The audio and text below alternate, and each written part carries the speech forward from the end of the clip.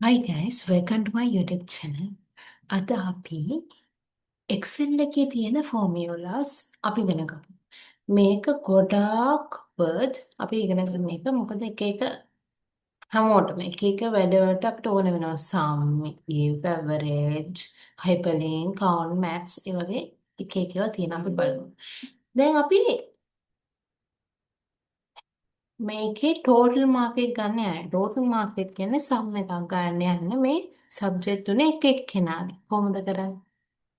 සම් ඉක්වල් මාක් එක දැම්මා සම් කියලා ලිව්වා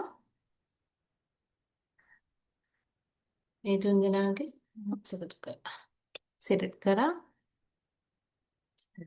එකද ඊට පස්සේ දැන් අපි මේක ඩ්‍රැග් කරලා ඩ්‍රොප් කරනවා බලන්න මේ එක එක්කෙනාගේ ලකුණු තමයි මෙතන එන්නේ එකද සෝරි නැත්නම් එක එක්කෙනාගේ මාක්ස් තමයි එන්නේ හරිද ඇයි අපි අර ඩොලර් මාක් දාලා ඒගොල්ලොම ෆික්ස් කරේ නෑනේ අපි ඉස්සරහට කතා කරමු ෆික්ස් කරන ඒවා මොකටද ඕනේ කියලා. දැන් මෙතන එහෙම ඕනේ. average. average එක ගන්න පුළුවන් equal mark average මෙන්න මේ marks නංගලා අපි නැත්නම් සාමාන්‍යයෙන් මැනුවලි කරනවා නම් ඒකල එකතු කරලා තුනෙන් බෙදන්න එපා. ඒත් මෙතනදී එහෙම ඕනේ නැහැ. අපිට මේ ෆෝමියුලා එකෙන් පුළුවන්. එකද හරි. අපි බලමු maths, science, English වල වැඩිපුරම ළමයි මොන මාක් එකද අරන් තියෙන්නේ මැත්ස් මේ අඩුවෙන්ම අඩු. බලමු මැත්ස් වලින් කවුද වැඩිපුරම ලකුණු අරන් තියෙන උපරිම ලකුණ මොකක්ද කියලා. equal mark ඒ වගේම max මෙන්න මේ ඒ වගේ subject තුනටම කරන්න පුළුවන්. හරි නේද මේ? 92, 89 and 94. අඩුවෙන්ම ලකුණු අරන් තියෙන එක බලමු.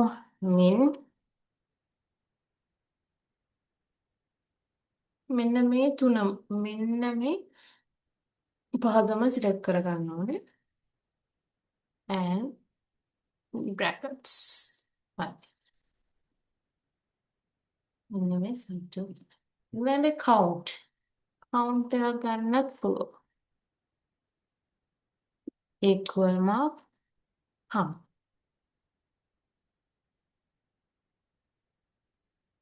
බලමු ළමයි පස් දෙනයි නේ මේක මේක වෝල් කරගමු අපිට තව පුළුවන් මේගොල්ලන්ගේ දැන් අපි report එක හදද්දි මෙහෙම දාන්න නැතුව අපිට මෙන්න මේ එයාගේ first name එකයි surname එක එකතු කරලා දාන්න. අපි දැන් එහෙම වුණොත් මේ දෙක එකතු කරන්න බෑ. අපි ඒකට මොකද කරන්නේ? අපි දාමු full name කියලා. ඒකටත් අපිට තියෙනවා content මෙති content බලන්න මේක තමා තිස්සු. ඊට පස්සේ bracket බලමු අපි ආ මාන අපි පස් දෙනාටම එහෙම කරමු. හැබැයි ඉතින් ඒගොල්ලන්ගේ එක නමක් විදිහට නෑ යන්නේ. අපිට මේකට බ්‍රැකට් ඕනම් මෙතනින් හිස් තැනක් තියන කොහොමද අපි කරන්නේ? පොඩ්ඩක් මෙහෙම සංගවහන දාලා බලමු. බලමු. ඔව්.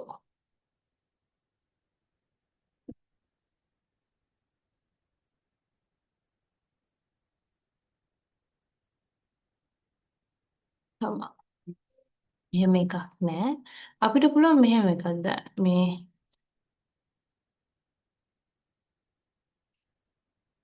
දැන් අපි මේ ස්පේස් එකක් තිබ්බනේ.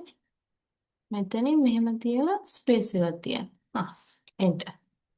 ආවනේ.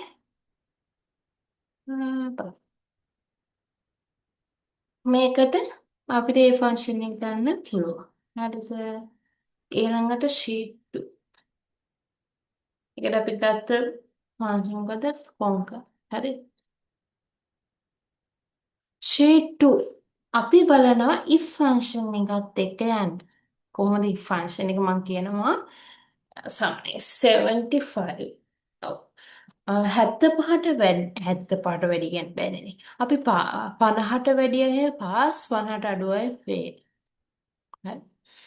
ඉතින් අපි කොහොමද දාන්නේ? if function එක දාමු.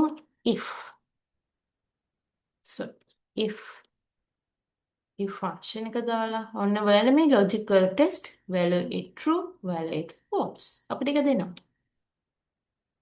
අපි කියනවා logical test එක මෙන්න මේ මාක් එක